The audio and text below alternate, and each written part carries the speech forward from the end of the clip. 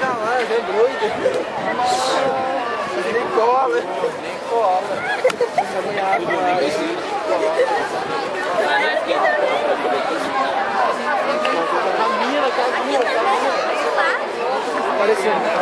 Oi, boa noite, Rogério. Pois é, o jogo já terminou, mas esse pessoal aqui ficou até mais um pouquinho pra... Vai, Corinthians!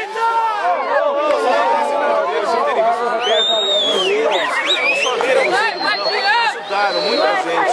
Cerca de 10 mil pessoas que pagaram R$100 para entrar mais um quilo de alimento. Sociais na cidade. E olha, o jogo foi bem adequado. A chegada dos craques foi bem adequada porque foram cercados pela imprensa, também foram cercados pelos fãs. Temos bastante calor, muito forte, mas isso não atrapalhou esses fãs aqui de curtirem um futebol diferente. E começou bem cedo essa tortura.